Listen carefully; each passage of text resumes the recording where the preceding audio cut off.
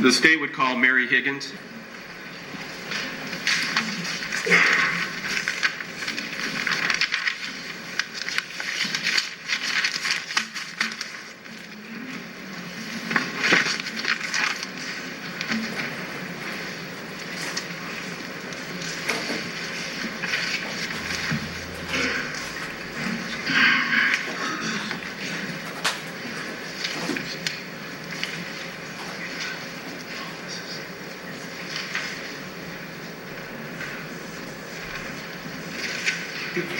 Would you step up here, please, and I'll swear you in.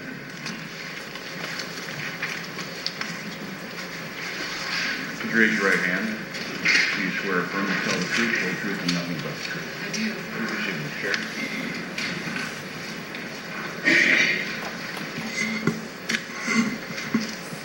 Please enter. Oh, I'm sorry.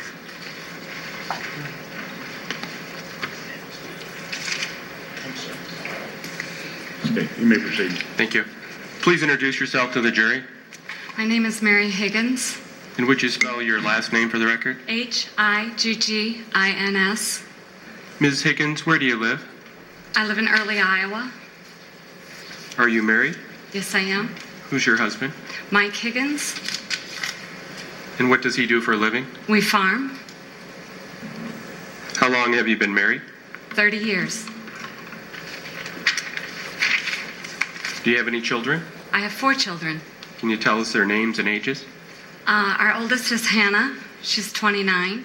And for the record, would you spell when you tell us your kids their names? Hannah is Hanna. She has her first and only grandchild. My next daughter is Abigail. We call her Abby, Abbie. She's 27. She's a funeral director. The next one is Daniel. He is 23. He is getting his master's in biomedical physics in Denver. And the baby is Patrick. And he is 20. And he's at Creighton University right now in his 3rd year. You mentioned you live in Early, Iowa. Do you live in the town itself or do you live in the country? I live in the country. How close are you to Early? Approximately 2.25 miles. Approximately how big a town is Early population-wise, you know? I'm guessing 500.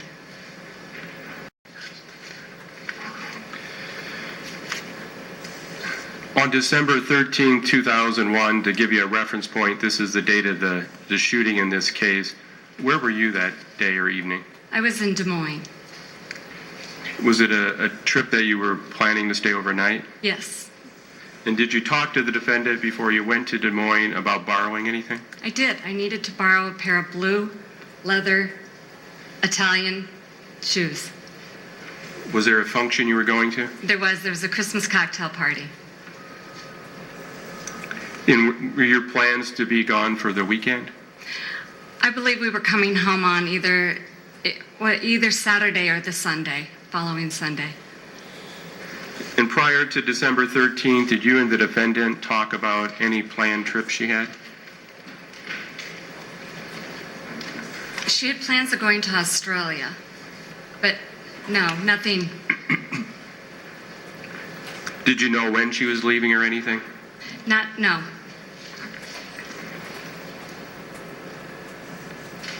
After the shooting, did you have an opportunity to talk to the defendant prior to her trip to Australia? After she came home from Australia, I spoke to her then. Okay, yeah, that was a bad question. Sorry. That's okay. If the shooting happened on December 13th, Correct. did you talk to the defendant at any time prior to her leaving to Australia? No, not after the shooting. No.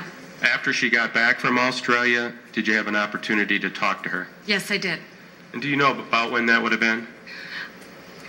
I know it was on a Saturday, probably the first Saturday that she was home. My son had a friend spend the night, and their parents were going through a divorce, and I got the son home 30 minutes late. And his father is an attorney, and I heard about it. So I know that it was a Saturday. Then after you dropped this other child off, where did you go? I went home. I mean, after you dropped this kid off I spoke to Tracy before I took the child home. Okay. So how did it work out? Did you just drop in, or did you guys talk that you were coming up, or what happened? She either called me or I called her. I needed to bring her shoes back. I wanted her to know that, I was there to stand by her. She could have called me. I'm not certain how that came about. And did you go to her house? I did. Do you know if anybody was there? Just the only people I saw there was her son Bert and herself. And while you were there, did you and the defendant talk about what happened, the shooting? We did. Who brought it up? I believe Tracy brought it up. What did the defendant tell you what she claimed happened? Excuse me? What did the defendant tell you she claimed happened that day on December 13th? She told me that Bert was going to play computer games over at the office. And so as he was at the office, she left the door unlocked so he could come back and forth and get snacks. Now, your experience going to their house, had you been there when the door had been unlocked? It never was unlocked. Did she say if Bert came back when she was telling you this story? I assume Bert came back because she later asked Bert to watch the children. Did she say where the children went? They went upstairs and they went into Bert's room to watch a movie. What did the defendant say she was doing then? She was going to bathe baby May. And she had washed some things out and hung them over the stair rail. Did she talk about anything in particular she washed out? She washed some nylons out.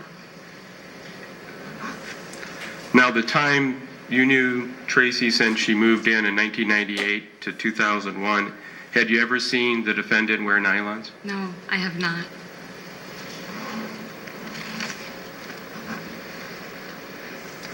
What did the defendant say after she said she was getting ready to bathe May?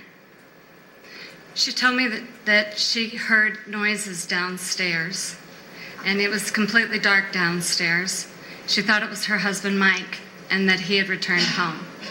So she hollered down, and no one replied. What did she say she did next? She told me that she was continuing to take May into the bathroom to bathe her, and she saw two men coming up the staircase. There was a big guy and a little guy, and the big guy had like a stocking mask on. Did she describe the little guy? No, she did not. What did she say happened next? She asked them what they were doing, and they replied, we're here to get you. She could tell that they were coming after her. So what did she do? She took baby May down the hall into Bert's and told Bert, no matter what you hear, do not come out of this room. And she handed May off to Bert.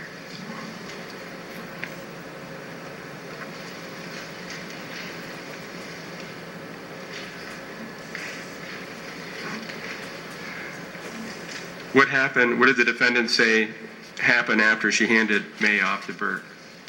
She came back around, came down the hall, and they were coming at her. And they were attacking her. The big guy and the little guy, and the big guy had nylons in his hands.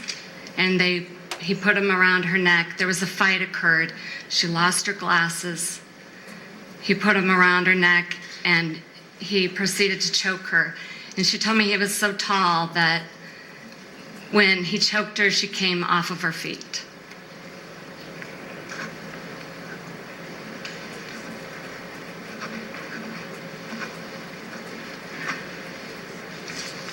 She said her glasses got knocked off? Yes.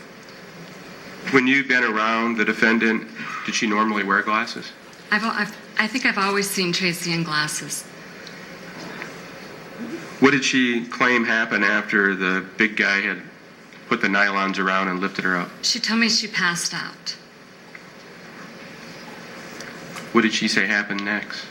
She told me there were two times that she had passed out, and in one instance she saw the little guy carrying something in his arms down the hall and down the basement, or downstairs.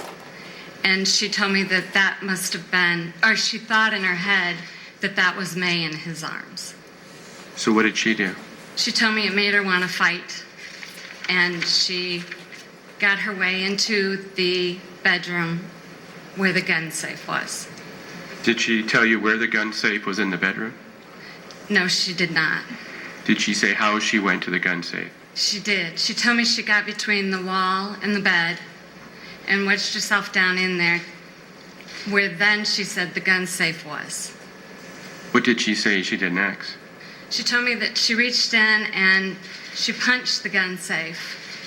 And she said, if you ever have a gun safe, Mary, you must always remember not to get the dial kind, to get the punch kind, and then memorize the pattern so that you can do it in the dark. And she said she punched it and it didn't open, and she punched it and it didn't open, and they were pulling at her, and she reached in and she grabbed a hold of the safe to hold herself in, and in the struggle, the gun safe popped open. Did she say what room she was in? She was in their bedroom. Did she say if the light was on or off? The light was off. When she was trying to get the safe open, did she claim the two guys were doing something? They were pulling at her legs and pulling at her hair. And then you said something about she held on to the gun safe? She told me she held on to the gun safe to keep them from pulling her out.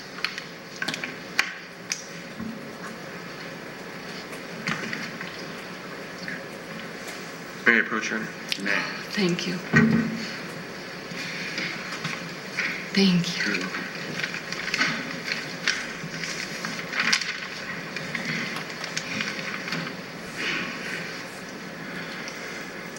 So she grabbed the safe, then what happened?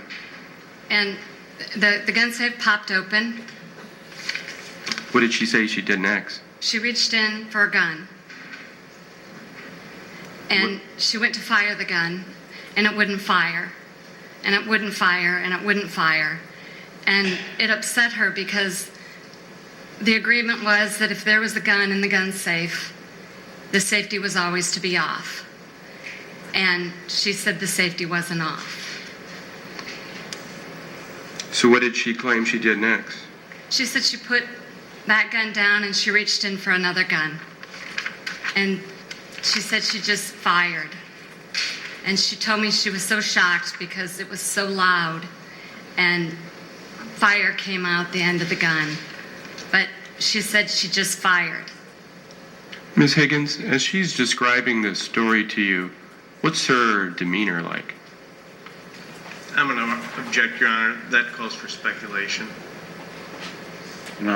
Sustained. Your Honor, if I may, I believe she can describe her observations of the defendant.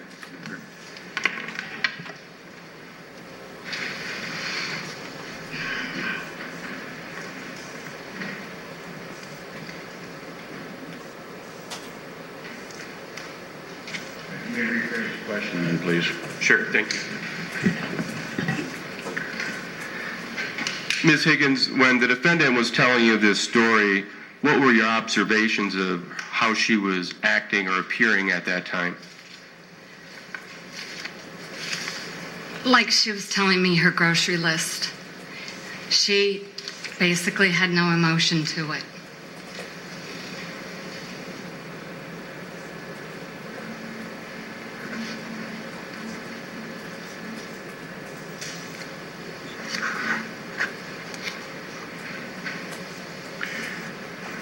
When the defendant said she fired the gun, did she say how many times? She told me that that later she told the sheriff that she didn't know how many times she had fired the gun, but she told me later that she just unloaded it. So when she described how she was surprised how loud it was and fire came out, what did she say happened next? She said she just fired the gun, and then the big guy, she heard him say, "The bitch has a gun." And he turned and ran down the hall, and she said she saw him run down the stairs. Where was she at that time, she claimed? Down on the ground between the bed and the wall. What did she tell you next? She told me she could hear the children yelling down the hall. She got up, got herself out of there, but she could hear someone breathing. And she got up, and it was dark in the bedroom. She stepped over what she thought was either dirty clothes or a dirty clothes basket. And she went down the hall and got the children. When she opened the door, Which room did she say? she went down to Bert's room. What did the defendant say happened when she got to Bert's room? She opened the door, and Bert was screaming and yelling mad, you know, he was in a panic. And she said, no, it's me. Did Bert have anything, did she say? He said, she said he had a baseball bat. Objection, Your Honor, that's hearsay, and I'd ask the objection precede the answer and the answer be stricken. Sustained. The jury will disregard that answer. Your Honor, it was the defendant that said that.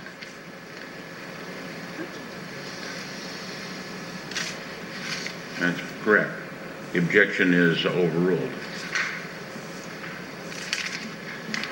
So what did the defendant say after she went into Bert's room?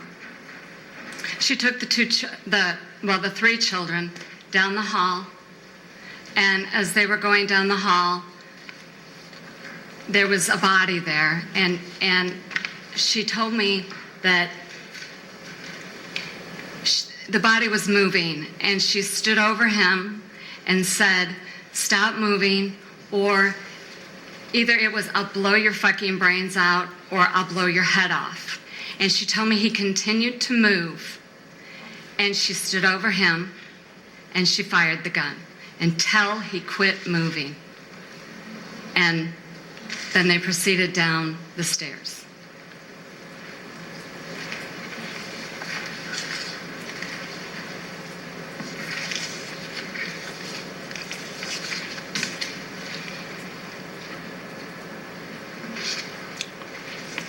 Did the defendant ever say she fired a warning shot? No. I'm going to object, Your Honor. That's leading. I'd ask the objection precede the answer and the answer be stricken. Overruled.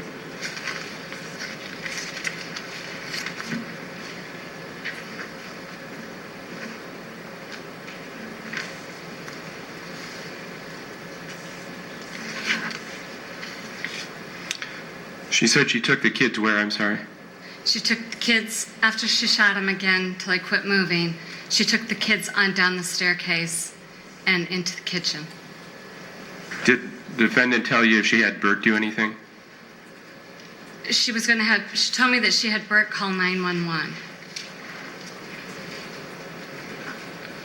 As this end of the story is coming up and the defendant's telling you this, did anybody else come into the room? Yes, Bert did. Objection, Your Honor. That is hearsay. Statements by Bert Pittman. There was no statement. She said observation. Yeah. Yeah, overruled.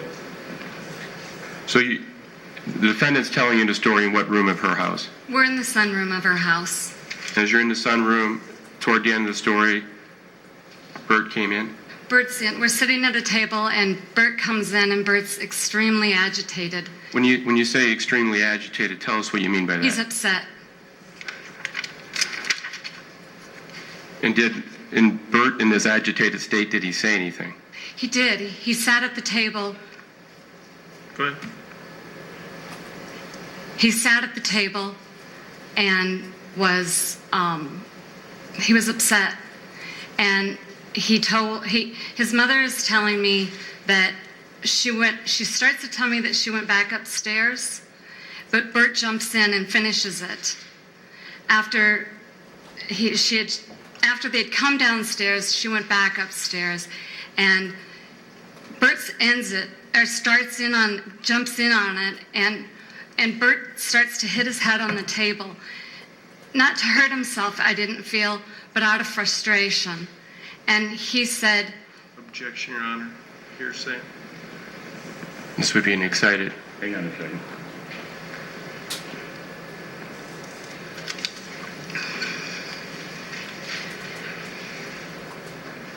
And This would be an excited utterance under the hearsay exception, Your Honor.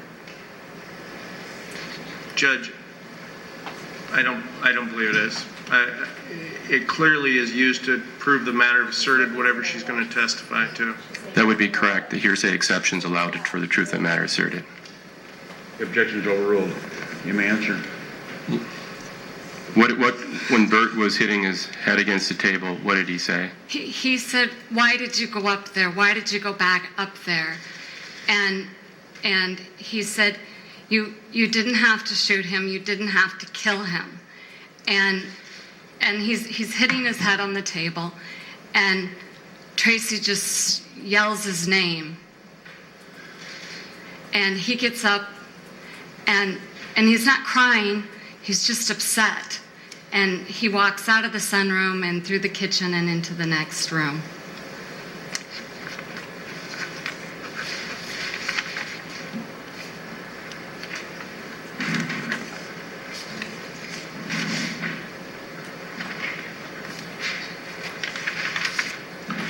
What happened after Bert left the room? It was just kind of silent.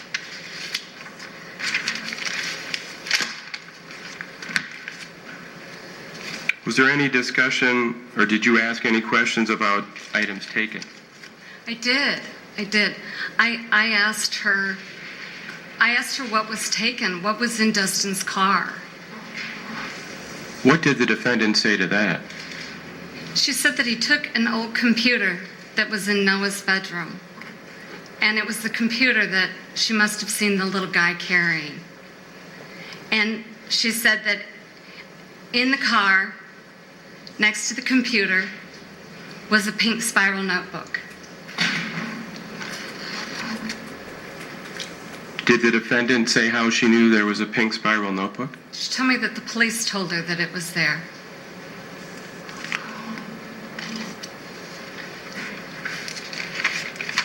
And this is a conversation you're having with the defendant in either January or February of 2002? Correct, right after she came home from Australia.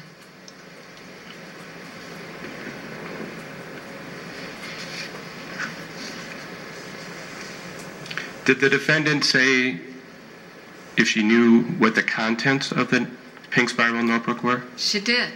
What did she say? She told me that it had contact information for John Pittman, her first husband. It had that Dustin would be able to contact her husband. It also had information in there about a friend of John Pittman's, and that Dustin, it appeared to her that Dustin had communications with Dustin. Dustin had communications with? Or he knew John Pittman. He being who? Dustin.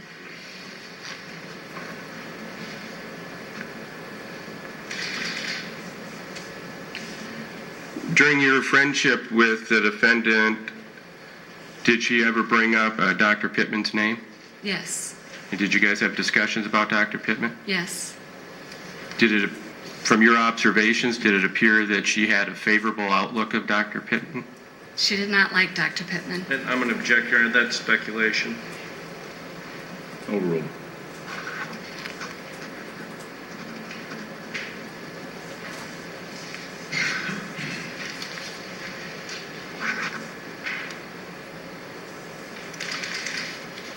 Did you ask the defendant anything about the color of the pink spiral or the spiral notebook? I did. What did you ask? I told her two things went through my head. I knew that she had purchased a pink spiral notebook for Bert, her son, that fall. How do you know that? Well, because she told me that Bert didn't have his school supplies to start school. And I asked her about that, and she said that Dr. Pittman hadn't been sending the child support checks. And until they came in, she couldn't buy his school supplies. And that when she finally got the money for the school supplies, and she went to the store in order to get like 6 different colors for 6 different subjects, there weren't enough colors, so she had to take a pink one. And Bert refused to take it to school. This would have been when? What time period we're talking? It would have been in the fall of the year of the shooting.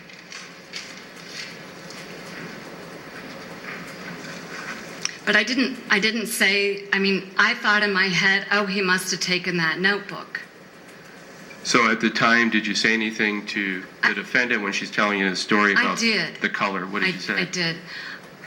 I said that my 2 boys, there's no way they would carry a pink notebook. And I said that to her, and she said, well, it must have been one of his sisters.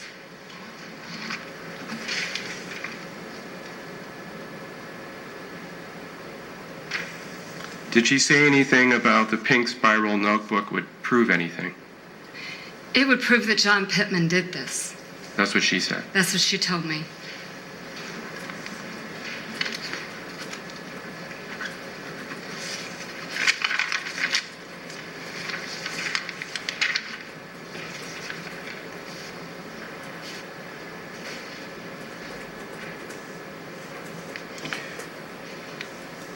A couple months later, did you have a conversation with the defendant about a sketch? I did. And how did that come up? Tracy and I wouldn't talk about the attack a lot, but she would like to talk about where the investigation was going. And she told me that the police wanted her to do a sketch of the second man, the tall guy. And I said, you need to do that. You have to do that. And she said, no, I'm not going to do that because if I describe him, and she said, I can describe him perfectly to a T. She said, if I describe him and they arrest the man for doing this and they don't look the same, then that'll look bad in the court. And I said to her at that time, I thought he had a mask on. And the conversation ended. She never brought the mask up again.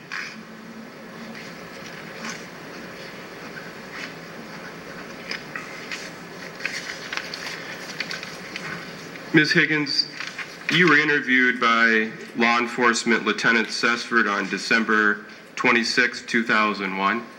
Correct. Did you bring up anything about this conversation you had with the defendant at that time? No, I did not. Why not? Because I hadn't met with Tracy yet. You also were interviewed by law enforcement, I believe again Lieutenant Sesford, on April 8th of 2002, correct? Correct. And at that time, did you tell Lieutenant Sesford about the information the defendant told you? No, I did not. Why not? Because she told me the police knew about it.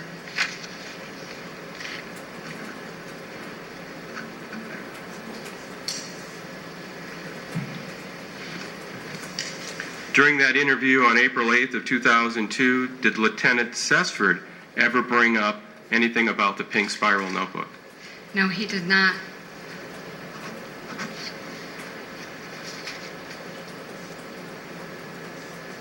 In March of this year, did you come forward with information? I did. What changed? I guess my husband met the county attorney at Daily Mass, and they had become friends, Daily Mass friends, and he came out. Who's he? Ben Smith came out one night. He said that there was something we needed to talk about, And he came out and we had a pizza, and he said that this case was being looked into again. And I said I didn't want to hear about it. I didn't want any part of this. And he said the DCI was going to speak to me, and I said, no, they're not. And I said no. I didn't want to do this. And I walked into the other room, and Ben said, no. Objection, Your Honor, that does call for hearsay. We're just trying to show what she did after that, Your Honor. That part's not offered for the truth. To show her conduct afterwards. I would respectfully disagree.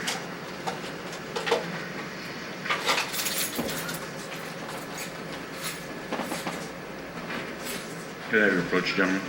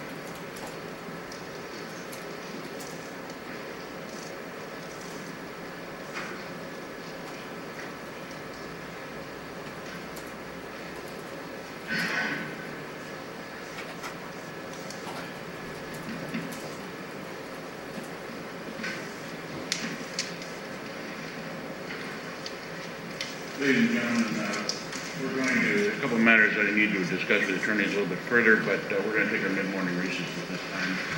Please. Mr. Cameron, you may continue. Thank you. Ms. Higgins, before the break, we were talking, you were at your house, your husband was there, and the Sac County Attorney, Ben Smith, was there, correct? Correct. Did Mr. Smith ask you about some evidence at that time? He did. He didn't give any particular description of it. No. And what was your response? I said, do you mean that stupid notebook?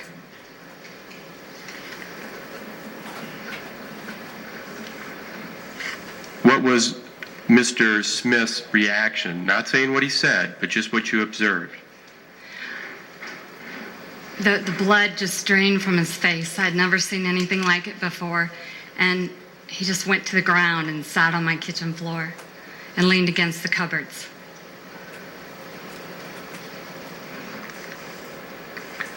Were you asked then to be interviewed? No. I was asked by Ben to be interviewed, but I didn't ask to be interviewed. At some point, was an interview set up? Yes. And when you went to the interview, do you remember how many officers were at the interview? Yes, it was my understanding that it would be Ben and a DCI agent. When you got there, did that change? Yes, there were 2 DCI agents and Ben. And during that interview, did you give them more details? I did. Did you give them all the details? I did not. Why not? I was afraid. I was afraid for myself, I was afraid for my family, and I was afraid for Tracy.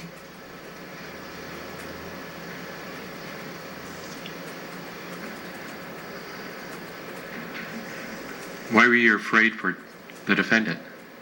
Because she was my friend, and I didn't know where it was going. I didn't know what the notebook meant. I knew it wasn't good, but I didn't know what. And I was afraid. During that interview, did you tell the agents the specific details the defendant told you about the pink spiral notebook? I told them at that time that Tracy told me about it, that the police had told her. I told her that it was in Dustin's car. I didn't know where in Dustin's car. I just knew it was next to the computer. And I told them what she told me it said. And then did you have a second interview after that at a later time? I did. In the second interview, did they go into more detail? I think I went into more detail.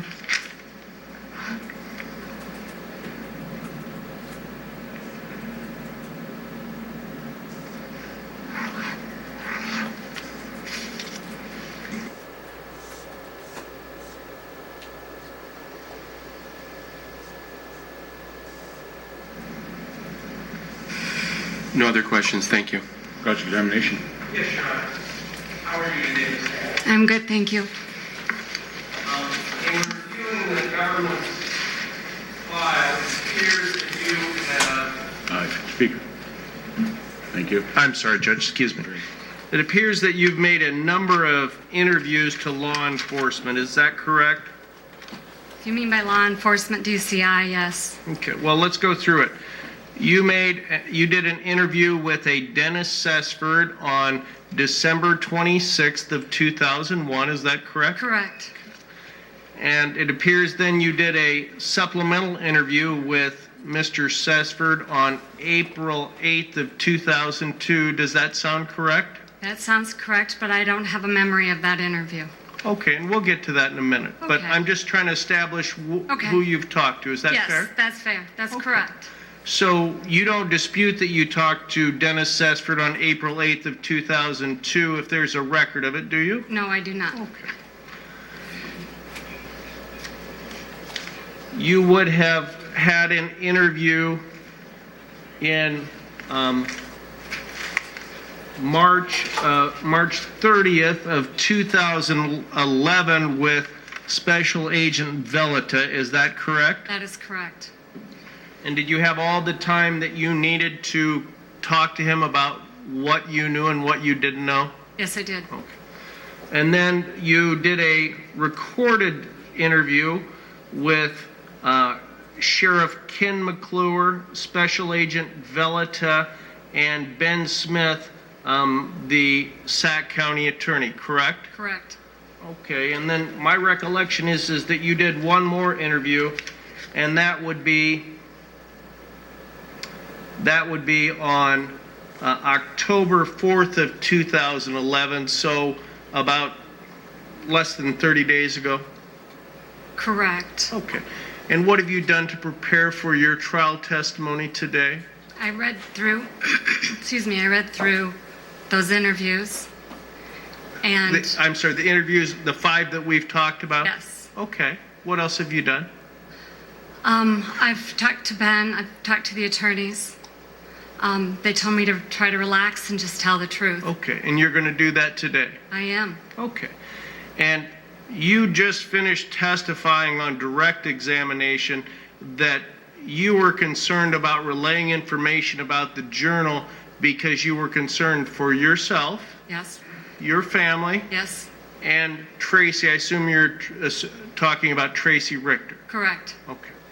And in reviewing different information, including your deposition, it sounds like when you met Tracy, you immediately liked her. Correct. And I think you stated that in this situation, she was a breath of fresh air, Correct. and you liked her from that point forward. The first couple of years, yes. Okay, but she's still your friend enough that you're concerned about relaying information regarding the journal. Well, yes. Well, I don't know that that's true. She was still a good enough friend that I was concerned about what could happen. If this journal was something, I don't know it as a journal, I know it as a notebook.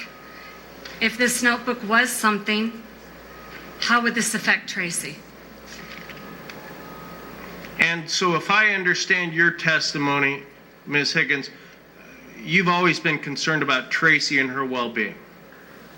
Yes, Okay.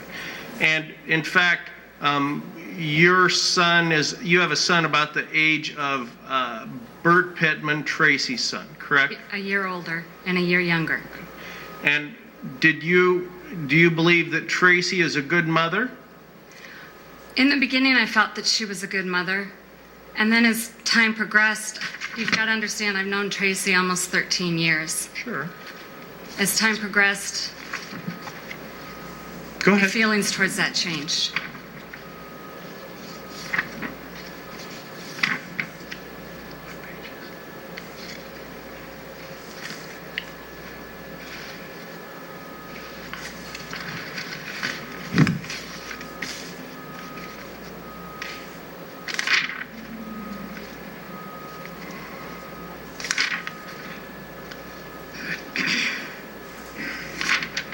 But you testified in the divorce action between Tracy Richter and her husband, Michael Roberts. Is that correct? That is correct. And in that sworn testimony, you indicated that Tracy was a wonderful mother. Would you agree with that? Yes, I would have. What?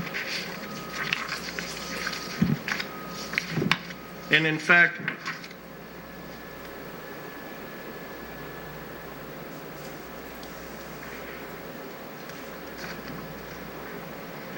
you were asked what kind of mother has Tracy been to her children, and your answer was Tracy's a good mother. You know, she's not Mother of the Year, but none of us are. She has a beautiful support system. Tracy has always been there. I truly believe Tracy is a good mother. Did you make that statement in open court? I did. May I explain? No, I'm just asking a question. Yes, I did. Did you make that statement? Yes, I did. Did you talk to Special Agent Velita on March 11th, or excuse me, March of 2011? You have a recollection of talking to Special Agent Velita on March 11th? Yes, I do.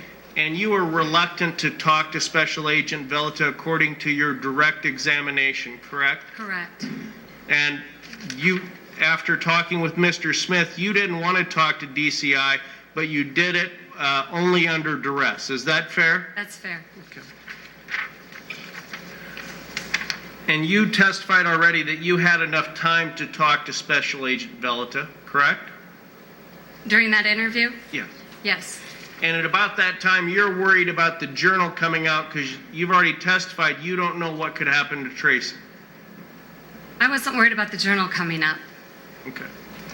Well, did you make this statement to Special Agent Velita? Higgins stated Tracy Roberts is a horrible mother and treated Bert like shit. Higgins stated Bert was raised by a wolf, parentheses around Tracy Roberts, into parentheses, and he was breed to lie. Yes, I did. Okay. Okay. So you're pretty good friends with Miss Richter, I assume. I have been. Okay.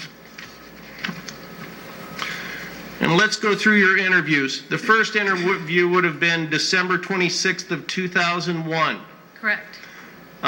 On direct examination, you made it sound like you had a very clear recollection of all of the events that transpired. Is that fair? Not at that time. Well, you do now, don't you? The time of that, I hadn't spoken to Tracy yet. Okay. And my question is you've been testifying here on direct examination, and you appear to be very clear in your recollection of what occurred 10 years ago. Is that fair? That's fair. Okay. And in fact, your deposition would have been taken,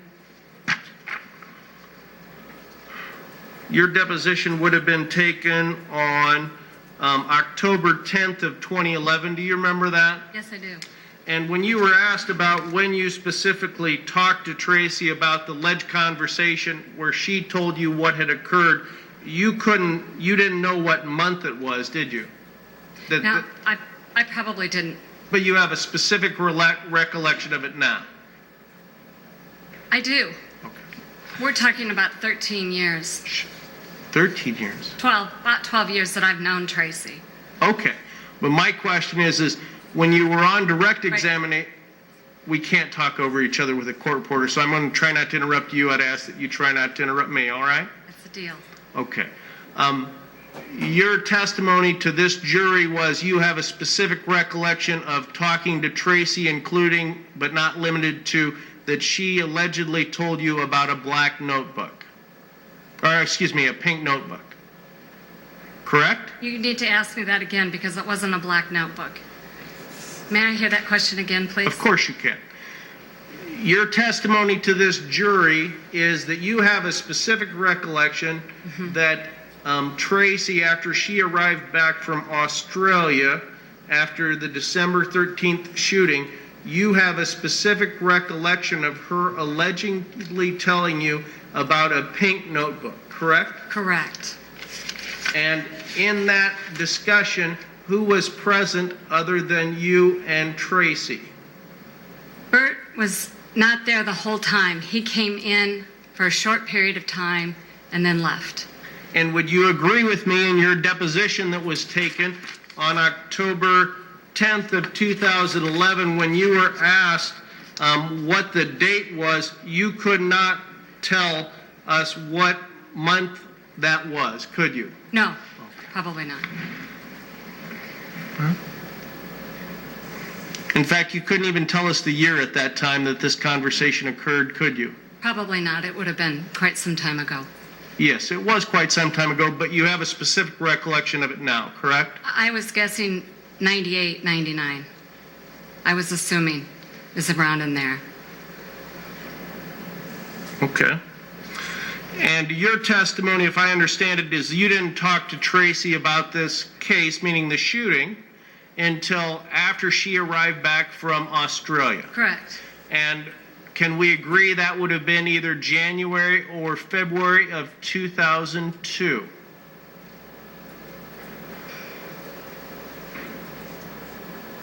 I can't remember the year. Okay. It would have been January or February. Of what year? I can't remember the year. Okay. And when you talked to Mr. Sesford, he asked you what Tracy had told you, and you said nothing directly tied to this case. Did you make that statement? Is that in my first interview? Yes, ma'am. Yes. And he asked you to explain, and you said you couldn't. Yes. Okay. And then Mr. Sesford asked you why not, and you said Tracy told her things in confidence and she would not breach that confidence. That is correct. Okay. And that would have been on December 26th of 2001, so that would have been while Tracy was in Australia with her husband Michael. That is correct. Okay. So with this, did Tracy tell you things in confidence about this case before she left for Australia? No, she did not. Why would that be in Mr. Sesford's report? When I read that, I thought it sounded like, just in general, her life. Well, did you make these statements to Dennis Sesford on December 20th? Let me finish, ma'am. On December 26th of 2001? What statement is that again, please? That's your first statement. What in there do you want to know? Oh, may I approach you? I guess I'm not understanding the question. Sure, maybe have them refresh your recollection. You're fine. I'm handing you the interview that you would have done with former Lieutenant Sesford on your first interview, December 26th of 2001. Correct. And I was asking you specific questions about the last paragraph on page 1, and then the first paragraph, and really the only paragraph on page 2. So will you please read that to see if that refreshes your recollection?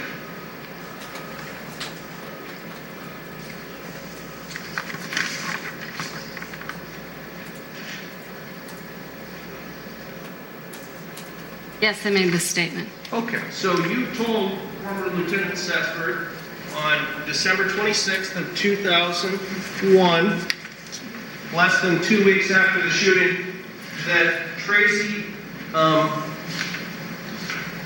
had told you nothing directly related to the case, but then you indicated that Tracy had told you things in confidence and you wouldn't breach that confidence. That's true. That was about her life, Okay. not about the case. All right, well, you haven't kept her confidence today, have you? No. Okay. And your testimony is that Tracy comes back from Australia. Correct. And she allegedly tells you about the shooting. Correct. And then Bert comes down and allegedly makes statements that you shouldn't have gone back upstairs. Correct. You're a law-abiding citizen, aren't you? I am.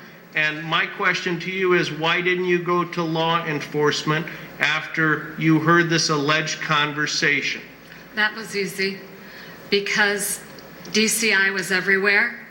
The sheriff was everywhere. She was being questioned and questioned and questioned. And I thought everything that I was listening to, they had already heard. And I didn't want to be that friend to Tracy. I didn't want to be somebody who was questioning everything she said. I wanted to be a sounding board for her. I wanted her to have somebody that wasn't judging her. And now I'm confused because you indicated that everybody knew what was going on. That's what you testified to, right? In a small town. Okay. And so when you're at Tracy's house and Bert makes this alleged statement that Mom, you shouldn't have gone back upstairs, Right. you're the only one there with him, right? And Tracy. And Tracy, of course. Correct. But how does everyone else know that in town? In fact, if it's just the three of you. I'm not saying in town. I'm saying that when Bert is telling me this, or telling us this, it was just kind of an explosion. I didn't know.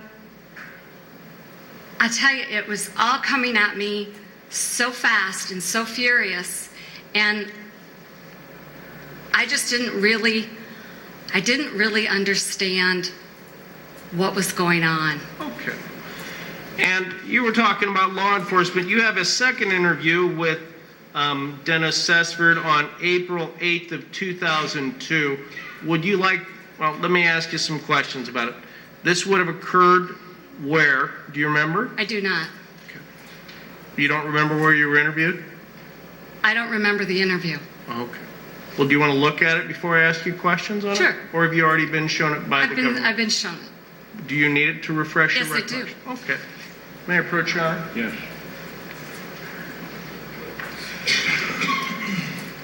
Thank you. Of course. Take your time, look at it, let me know when you're done.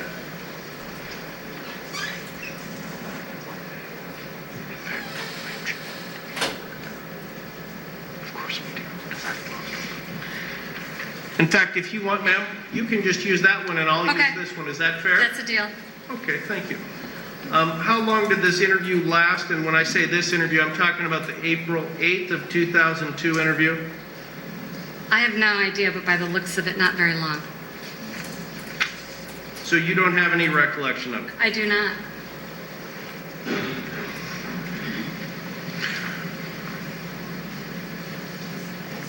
Well, do you believe that Mr. Sesford made up any of this interview? No, I do not. Okay, I just wanted to make sure. Yeah. Does anything on this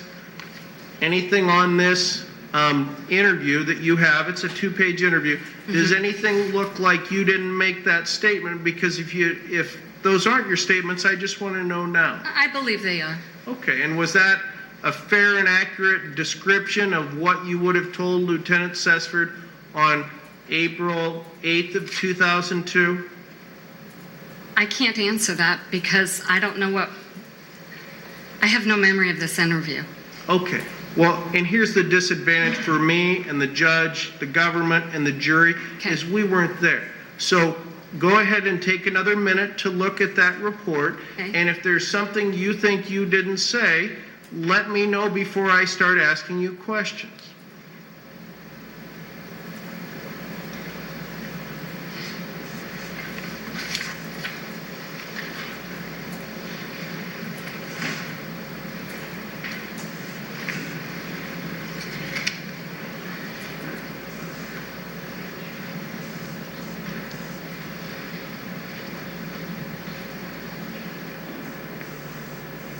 Okay. All right. And when's the last time you've seen that interview? And I'm talking about the April 8th of 2002 interview. Probably 5 days ago. Okay. And you're able to remember something 10 years ago, but you don't remember specifically what your interview was in 2002 or what you reviewed 5 days ago? I do not, Matt. Sustained.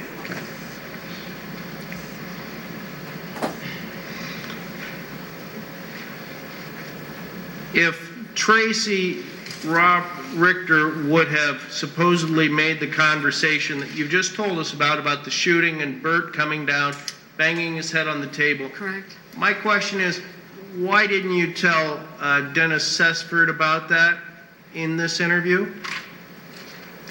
At the time of this interview, my second daughter had just been diagnosed with a brain tumor.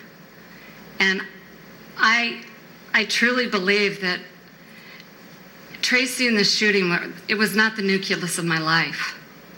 I truly believe that I was worried about my family and my life and my daughter's life. And I was not worried about this interview or Tracy. And I'm sorry that's happened to your daughter. I am. But my question is why didn't you tell Dennis Sesford at that time about the pink notebook? Because I thought he knew. How would it be known? Because she told me the police told her. Okay.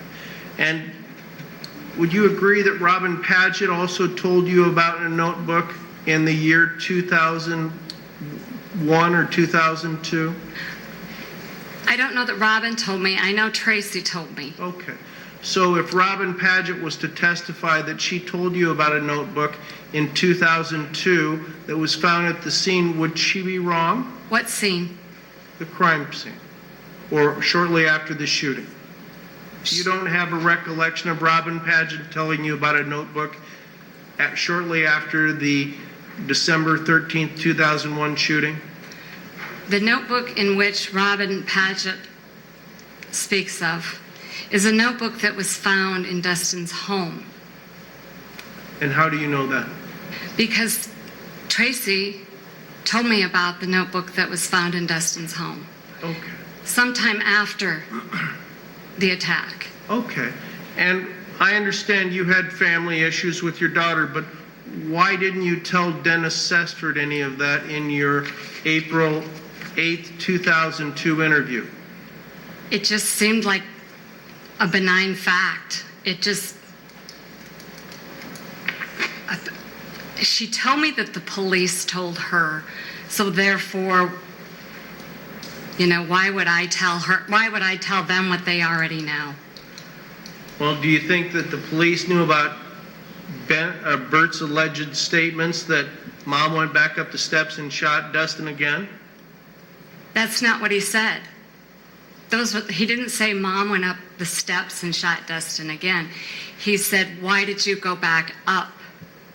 And I'm sorry, I misstated the record. But why didn't you make those statements to Dennis Sesford in April of 2002? I think because part of me thought this was a child that has seen and been through this horrific ordeal. And I tell you, I've never even had a speeding ticket. And it just came out of left field. And I maybe I didn't obviously handle it the way I should have. Ma'am? But I did the best I could. Right. we're not talking about speeding tickets, we're talking about first-degree murder here. I And agree. my question to you is why didn't you tell Dennis Sessford about, one, the pink journal, or two, Bert's statements about his mom shouldn't go back upstairs? I'm going to object.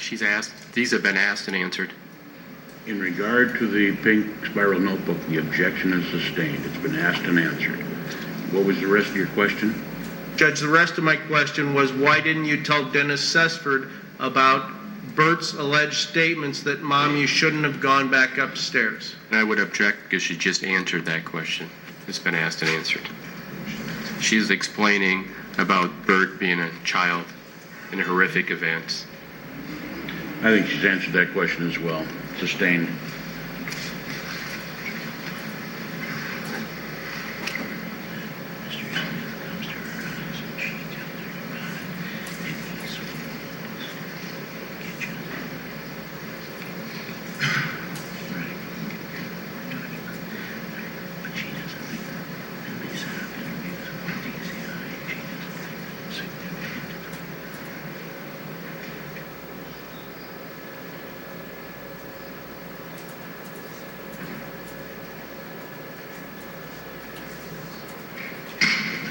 Absolutely.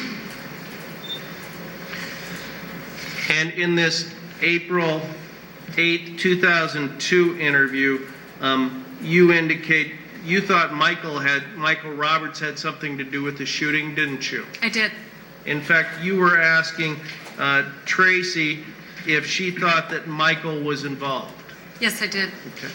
And you believe that Michael would hire someone to scare Tracy but not to kill her. At that time, I did. And in fact, you thought Michael Roberts was dangerous. Yes, I did. You would not allow your children to be around Michael Roberts. Yeah, that's true.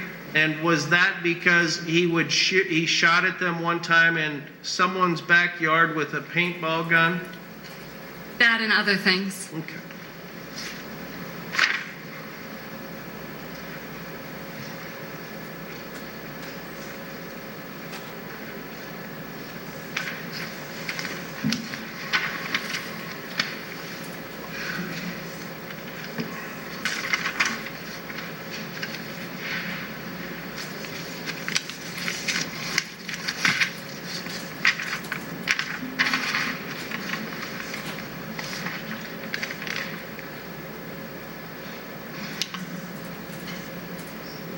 I want to fast forward now to 2010. My understanding is that you became friends with Mr. Smith.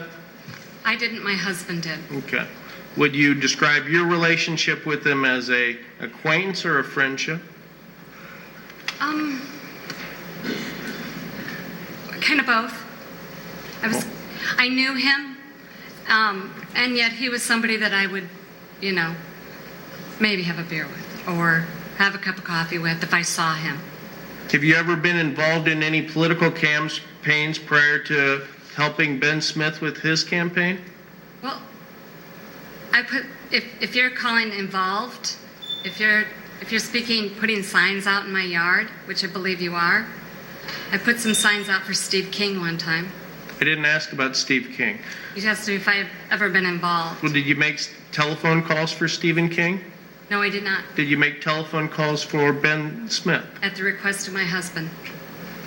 Well, did you make them or Yes, didn't I did. you? And when you had this alleged conversation with Mr. Smith and you say, oh, it's about the journal, the blood drains out of his face. That was your testimony, correct? No, it wasn't a journal. It was a notebook. Ma'am, when you made that reference to Mr. Smith, your testimony under oath was that the blood allegedly ran out of his face and he dropped to the ground. Correct. When I said notebook, not journal. Okay. And so obviously not everybody knew about this notebook or journal, if that was Mr. Smith's response. I don't know that that was obvious to me. I just knew that that subject was not good. And then you are interviewed by Special Agent Villata in March of 2011, correct? Yes. And that was arranged by Mr. Smith? I believe so. Well, was The it two held? of them, Okay. Was it in Mr. Smith's office? yes. And so it probably was arranged by him? I can only assume. And in your statement at that time, you indicated that Tracy allegedly had threatened you at some time. Is that correct? I don't know if threat would be the word. She scared me. Okay. But that was after you would have testified on her behalf in the divorce action saying she was a wonderful mother, correct? Correct. And we established that the first time you met Tracy, it was like a breath of fresh air. Correct. And did you tell Special Agent Villata in your report that you thought, the first time you met her, you thought something wasn't right about Michael and Tracy Roberts, the first time you met him? I did. Do you want to see the I did. transcript? I did. Okay. I did. So you've just committed to me that the first time you met Tracy, you immediately liked her. She was like a breath of fresh air. Yes. But in March of 2011, when Special Agent Villata is talking to you under duress, you don't really want to talk to him, you indicate specifically that the first time that you met them, you had a bad feeling about Tracy and Michael. Yes or no? Can I explain why? It calls for a yes or no answer, ma'am. I don't know that I had a bad feeling. Well, isn't that what you told Special Agent Villata, or was that interview hazy as well? That interview is not hazy. It was odd. They didn't come with anything. They didn't have, when they moved in, they didn't really have furniture and they didn't really have dishes. And I remember they didn't have a dustpan or a broom. That to me was odd.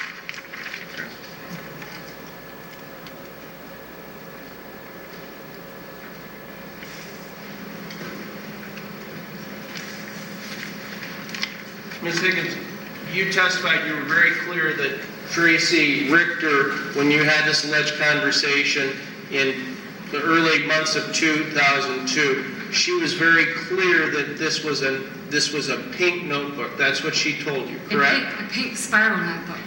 Okay, a pink spiral notebook. Correct. And thank you for clarifying that. I'm going to give you your interview. First of all, just make sure that that's your interview.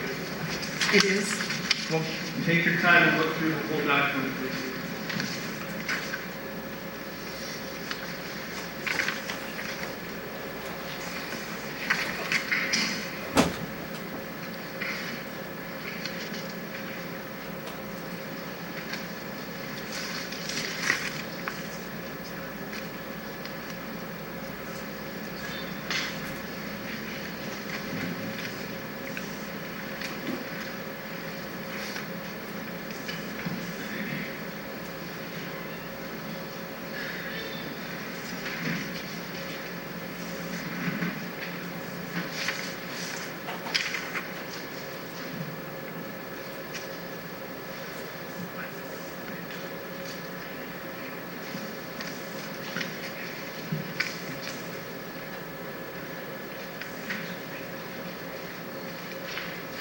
Ma'am, do you need a break? No. Thank you.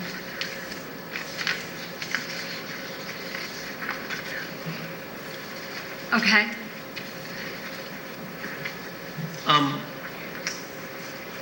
Have you had a chance to review that document? Yes. And is that an accurate description of the information that you would have provided to Special Agent Villata in March of 2011?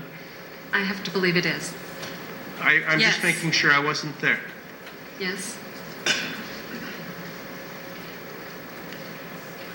And in that document, you haven't told anyone about Tracy's knowledge of a pink notebook for at least 8 years, Correct. close to 9 years. Correct.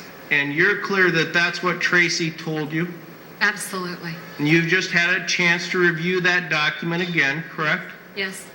Would you show me in that interview where you specifically identified as a pink spiral notebook? Because you were kind enough with me to differentiate how I wasn't pronouncing it.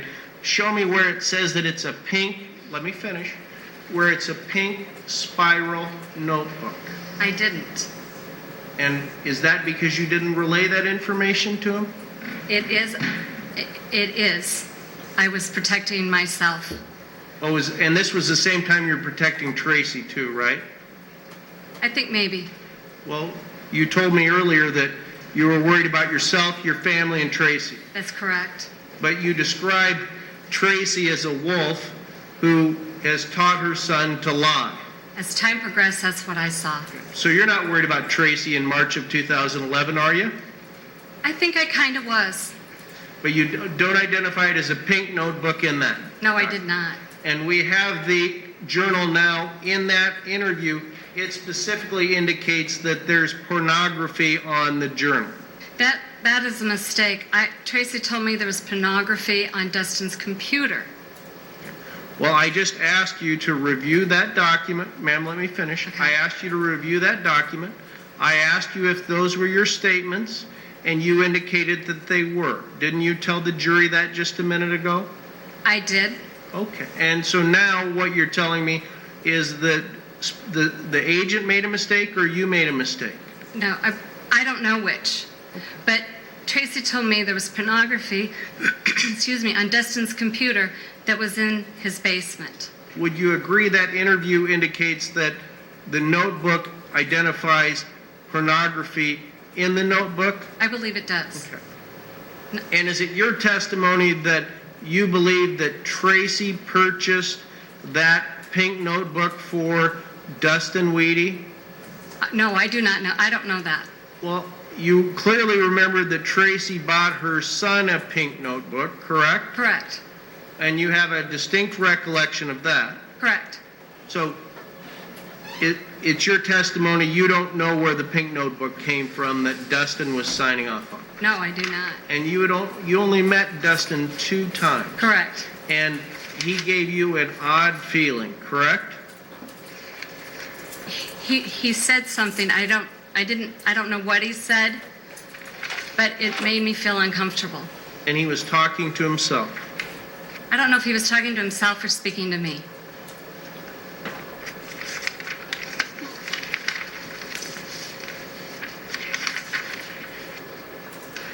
And would you agree in the first 2 interviews, in fact, I believe the first 3 interviews, you make no reference to Tracy allegedly saying that there was a ski mask, do you?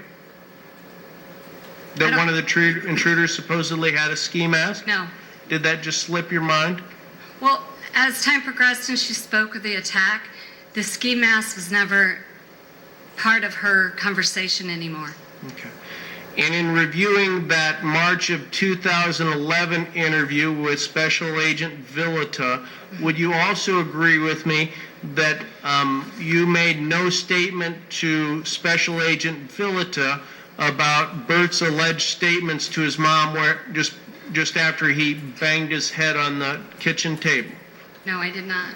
And you would agree that in your interview that was 97 pages with Special Agent Villata and Mr. Smith, that you make no reference to any statements that Bert supposedly made about, Mom, you shouldn't have gone back upstairs. You didn't make that statement then, did you? No. And you had your deposition taken on October 10th of 2011, correct? Correct? And were you provided all the time that you wanted to provide testimony on what you believe occurred in this case? Yes. And did you ever make any statement in that deposition, sworn statement, that making allegations that Bert had banged his head on the table? No, because I was never asked. And you never made any statement about Tracy allegedly going back upstairs to shoot Dustin again? I didn't know that she went upstairs to shoot Dustin again. Well, that's what Bert allegedly said, wasn't it? No, he didn't say, why did you go back up there and shoot him again? He said, why did you go back up there?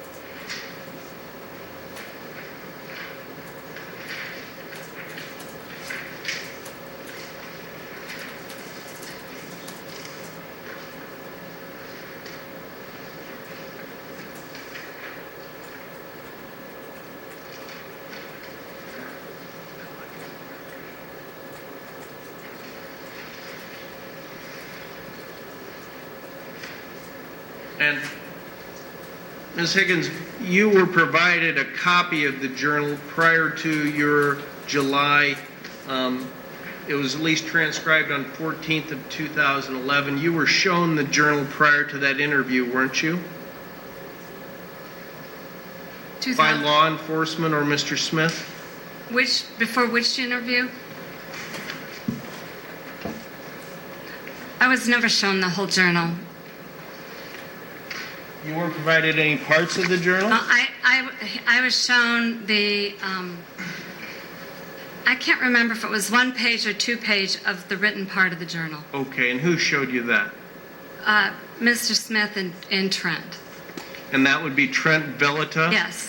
And they would have shown that to you prior to your, at least it's transcribed on July 14th of 2011 interview. Yes. So law enforcement and Mr. Smith were the ones who showed you the journal itself. On a screen. Okay, and then they did your transcribed interview, correct? Yes.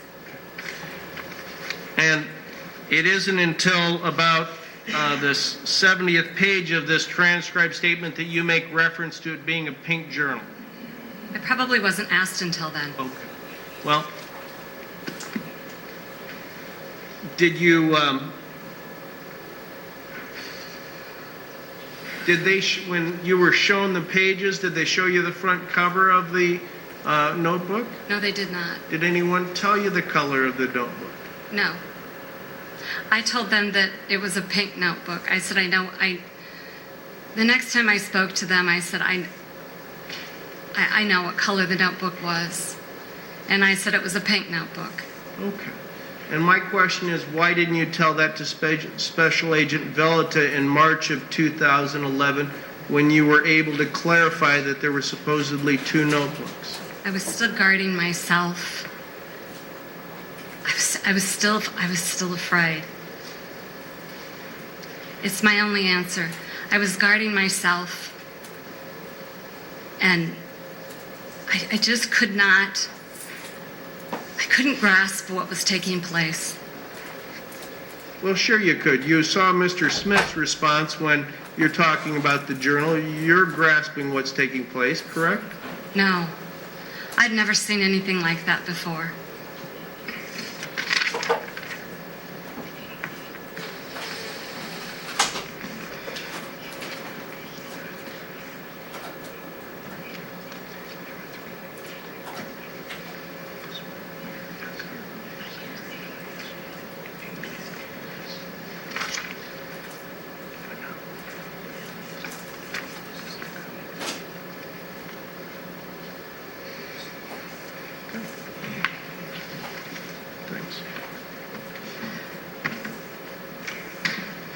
In your deposition that was taken on October 10th of 2011, were you asked during the course of this deposition, Ms. Higgins, have I asked you anything that confused you that you'd like to clarify at this point? Would you agree with me that at that time you said, I don't believe so?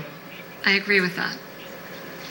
And that would have been on page 61 of your deposition? If you say so.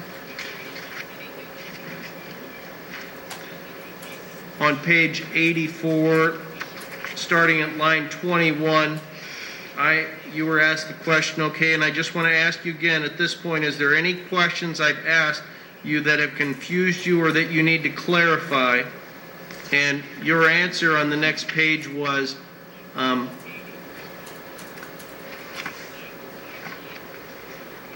I'm asking you, is there anything, your answer, right, I'm asking you, is there anything, because we've had a couple instances in here where I want to make sure we both understand. I mean, I want to make sure that I don't say anything where I'm thinking ahead.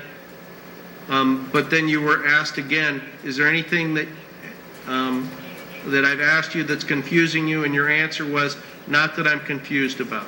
Do you remember saying that? I do.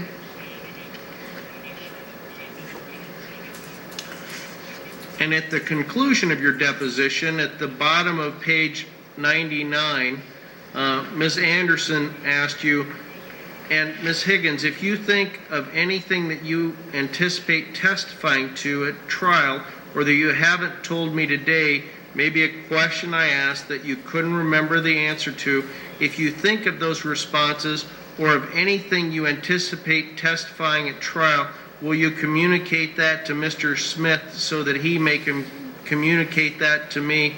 And do you remember what your answer was? Probably yes. Well, it was yes. Okay.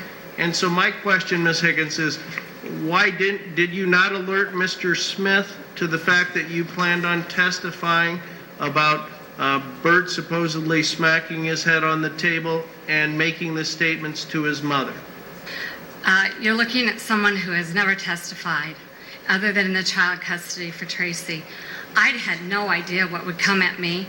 I had no idea what I would have to even talk about. Well, so for her to ask me that question, I didn't know what would take place. It was hard to answer. It's hard for anyone to answer something unless they've been through it. Sure. And I hadn't been through this. Well, you didn't provide that information after your deposition, correct? I didn't know that I needed to. Didn't I ask you, or Ms. Anderson ask you specifically if you were planning on testifying to anything additional that you would notify Mr. Smith of that fact? I did not know I was going to testify to that. I didn't know what I'd be testifying to. Well, what did you think you were going to testify in Tracy Richter's first-degree murder case? The notebook.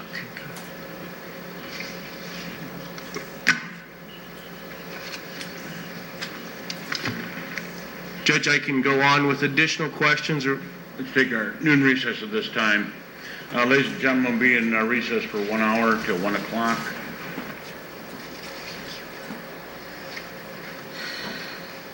You may continue. thank you, Your Honor. May it please the court. Ms. Higgins, you'd agree when our last line of question was your deposition was taken on October 10th of 2011, correct? Correct. And at that time that you were provided 3 opportunities to either clarify or more fully explain any of your answers in the deposition, correct?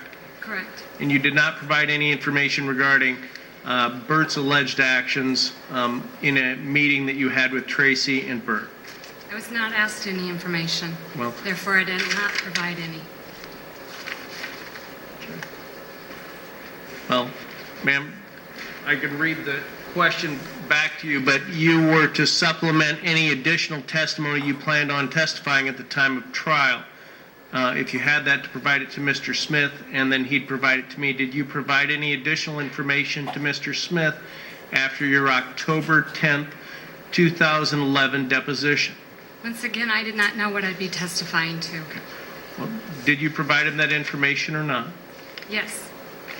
Okay. Which information? I'm sorry. The surprise information. The information we've just discussed regarding Bert's allegedly banging his head on the table and making statements to his mom that she should not have gone upstairs again. I provided that information. To Mr. Smith? Yes. When? I don't recall. Well, was it before the deposition or after the deposition? And for a point of clarification, let me finish. For a point of clarification, the deposition was taken on October 10th of of 2011. So did you tell Mr. Smith before or after that regarding the surprise information that we're talking about? Before. And do you know when you would have told him that? Not exactly, no. Well, best guess. Was it before or after the charges were filed?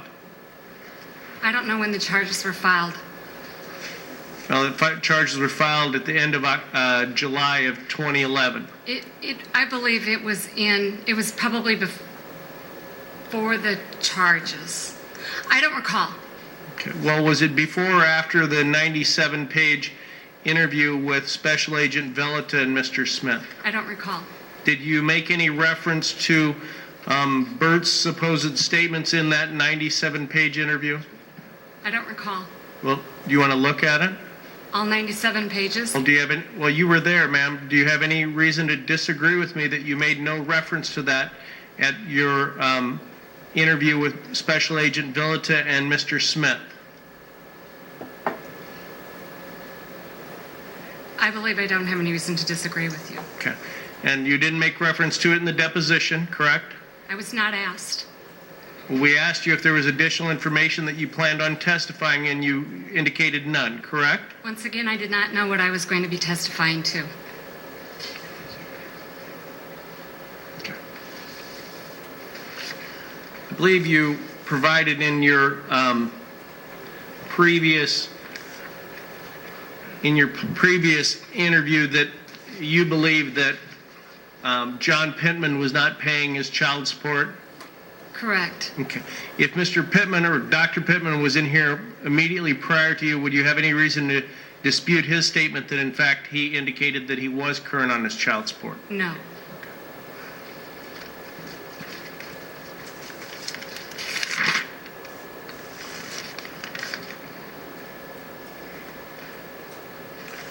You testified on direct examination and also on cross-examination prior to the break that the reason why you didn't tell law enforcement about the pink notebook was because you thought that everybody knew. Is that your testimony?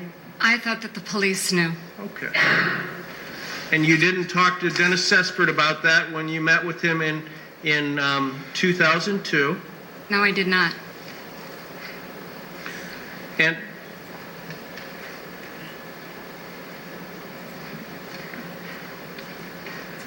you had a falling out with Tracy Richter in 2004, is that correct? Not that I remember. Well, did she ever threaten you? I don't know if it was a threat. It was more, I was frightened. Did you ever tell anyone that you felt like Tracy Richter had threatened you? Frightened me.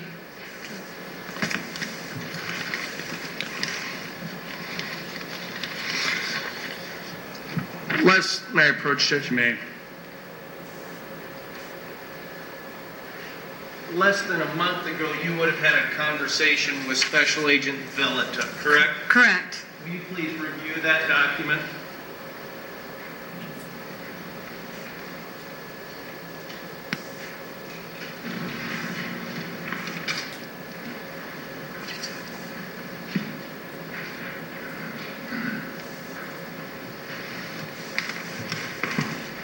Correct. Does that refresh your recollection It- that Tracy Richter supposedly threatened you in 2004? I still wouldn't say she threatened me. She scared me.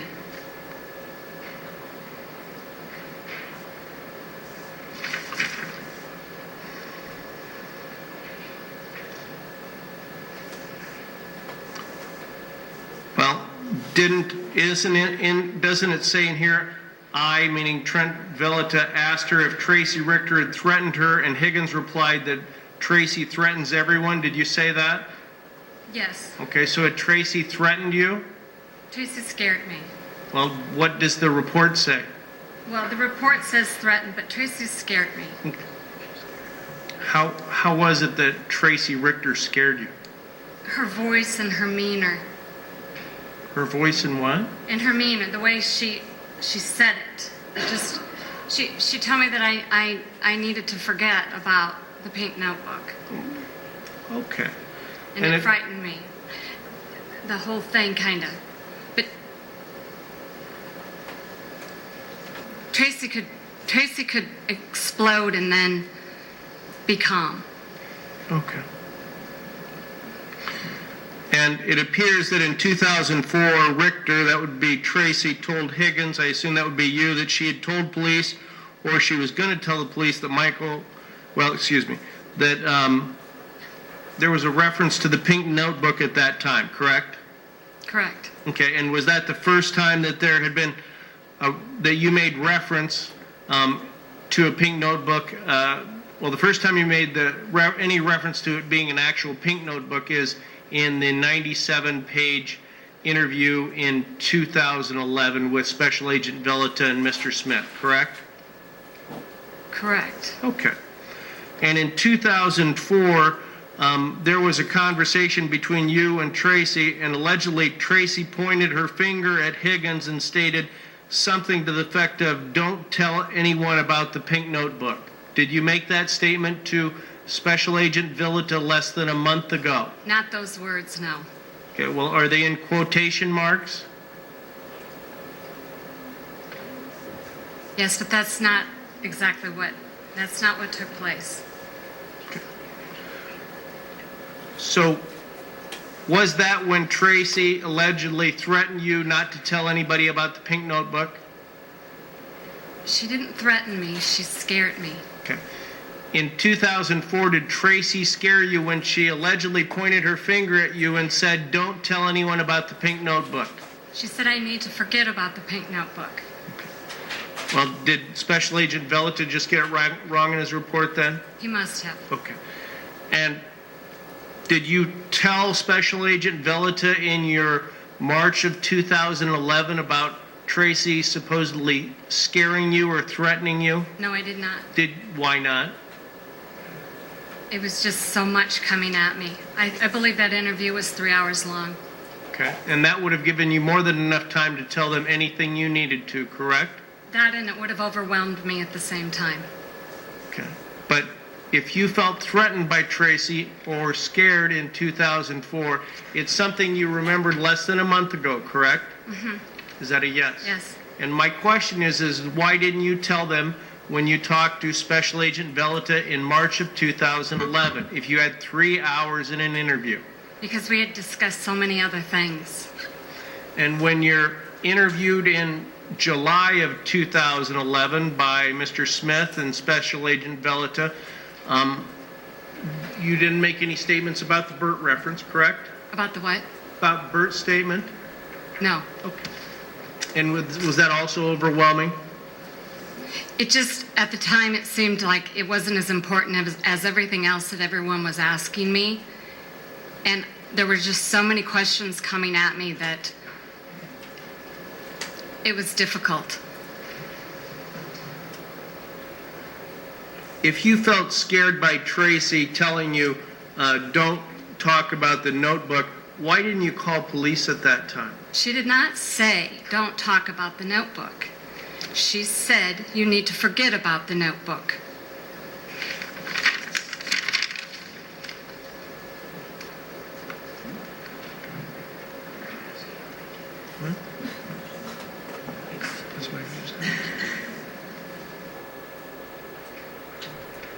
Did you or did you not call law enforcement after you felt Tracy had scared you in 2004? I'm going to object. This has been asked and answered. Well, it's been asked, Judge, but it hasn't been answered. Calls for yes or no answer. Go ahead. No. Why not? It was just kind of Tracy's way. And was this when you had a falling out with Tracy in 2004 after you felt scared by her? Is that when she went from being a really good mother to a wolf? No. When was that change in your perspective regarding her being a mother? What year? I can't tell you a year. I can tell you the circumstances around it, but I cannot tell you a year. Ma'am, you're able to testify to this jury with great alleged clarity of your ability to recall a conversation that occurred 10 years ago. I'm simply asking what year your relationship with Tracy Richter deteriorated to the point where she went from being a wonderful mother to a wolf. And I swore to tell the truth, and the truth is, I don't know the year. I can tell you the circumstances in which that occurred.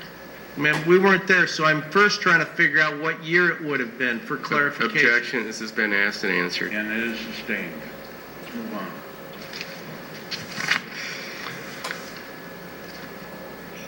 After you were scared, did your opinion change in the year, best guess, between 2004 and 2005 regarding Tracy's ability to provide for her sons, Bert, Noah, and her daughter, May? The reason, no. That's not when I decided.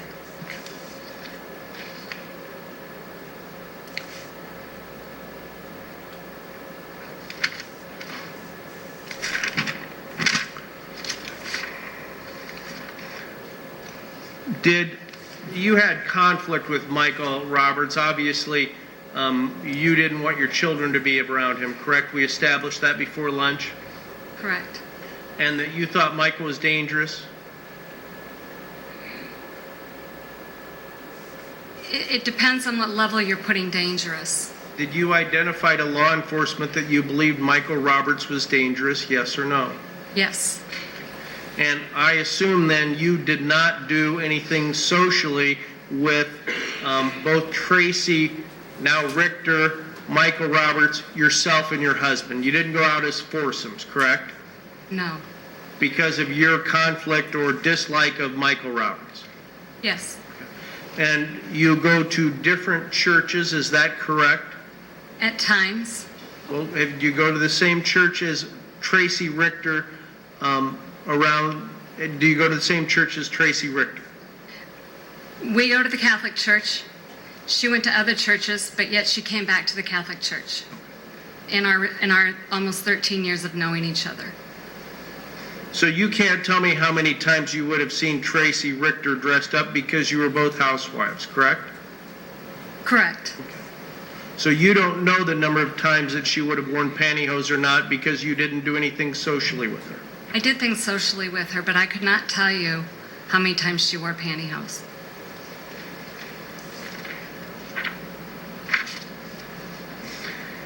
In fact, in the 2005 divorce, you testified in a sworn, under oath as you are today, that you believed it would be a travesty of justice if Tracy Richter didn't get primary physical custody of her two younger children, Noah and May, correct?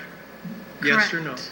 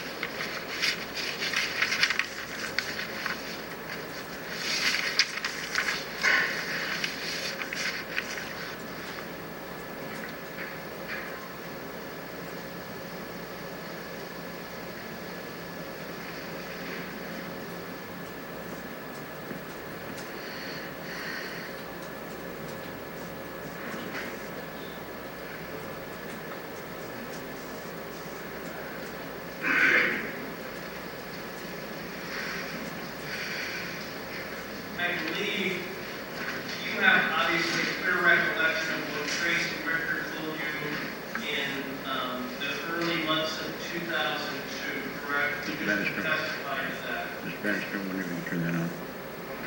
All right. I apologize, Judge. Want to repeat the question? Yes.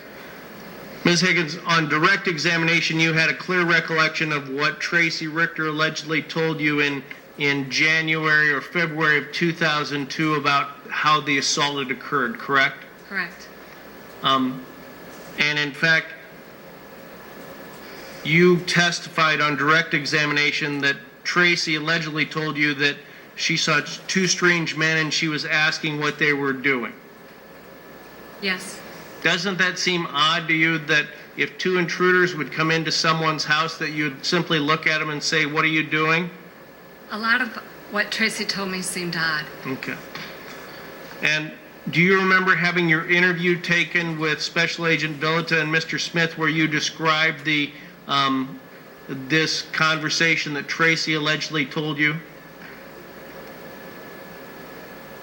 Do I remember it exactly? No, I do not. Okay. Well, I wanted to give you a point of reference that Tracy's telling you what happened, Correct. and I want to set the time frame that this would have been right after she came back from Australia in 2002. Correct. You remember clearly, and your testimony is that these two strange men came up and she asked what they were doing, Right. and then what did she do after that? They kept coming up the steps. She took May down the hall and to Bert's room. And did they make any statements to her at that time? Not that I recall. Okay. In your recorded statement,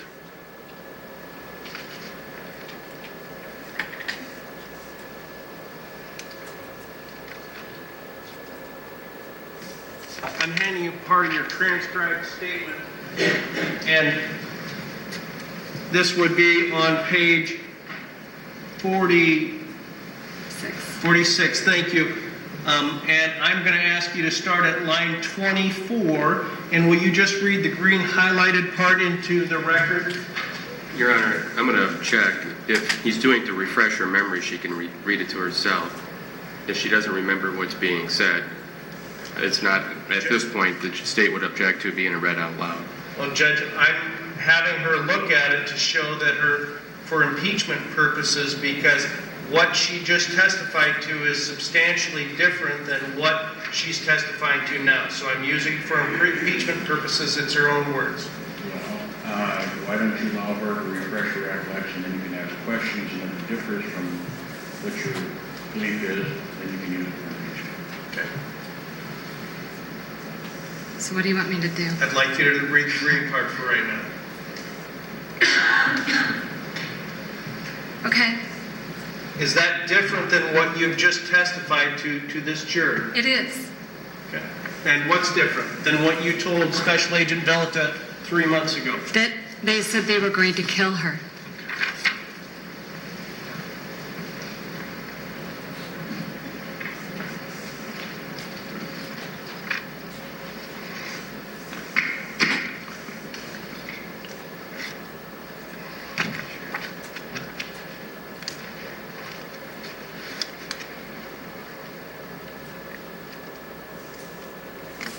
And in your deposition, Ms. Higgins, that was taken, did you make any reference to the intruders supposedly saying to Tracy that they were going to kill her? I have heard Tracy has talked to me many times about this, and it would change. Okay.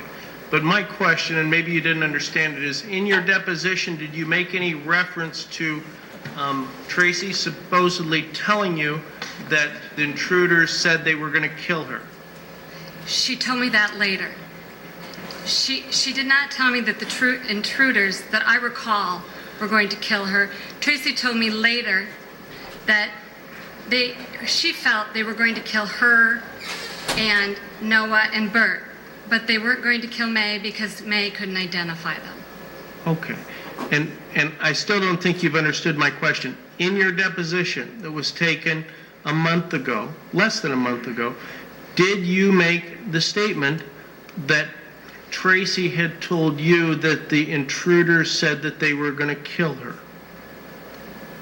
Yes or no? No.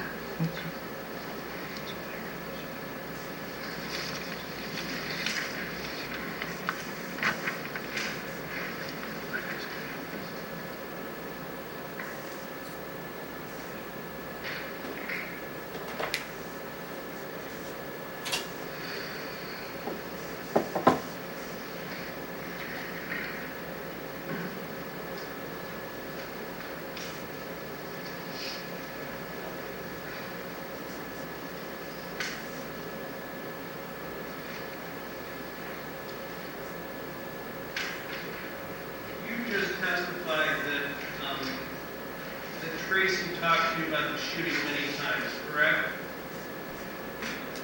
No. Maybe you couldn't hear me. You just testified that Tracy talked to you about the shooting many times, correct? No. You didn't just say that? She told me the main story one time, and then she spoke many times about where the investigation was going.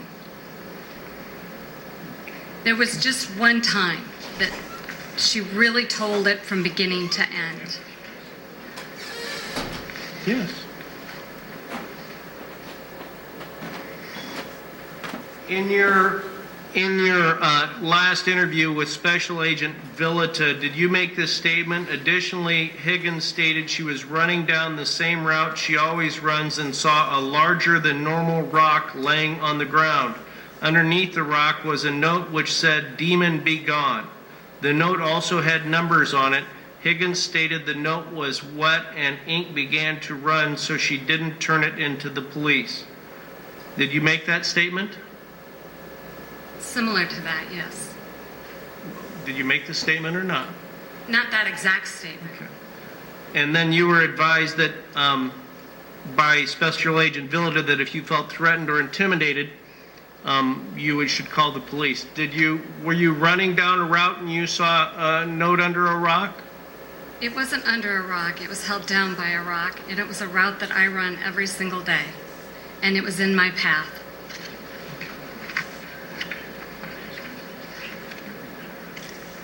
Did you continue running that route after you saw the note? I was 3 miles from home. I had to continue running the route. I'm sorry. After the day that you saw the note under the rock, did you continue to run that route? I never ran that route again. Okay.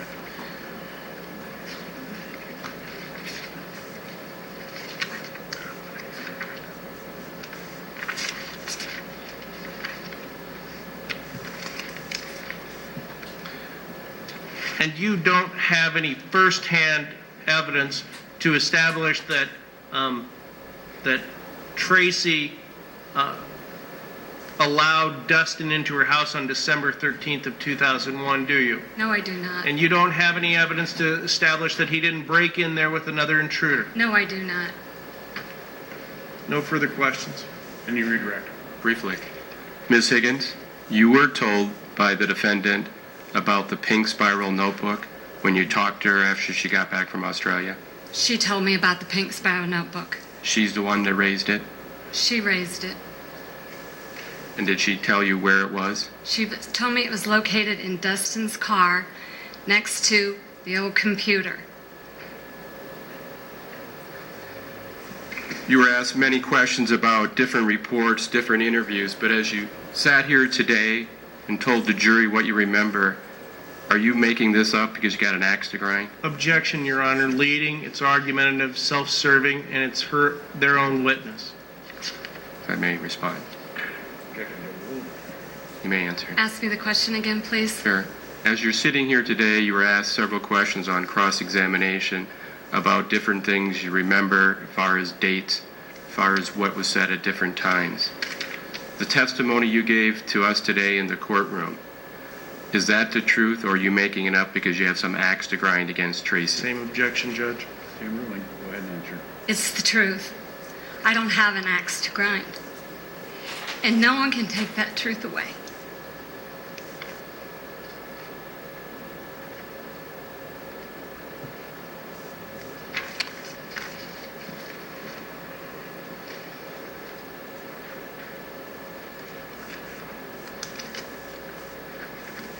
Thank you. No other questions. Any reference? No question, Judge. You may step down, ma'am. Thank you.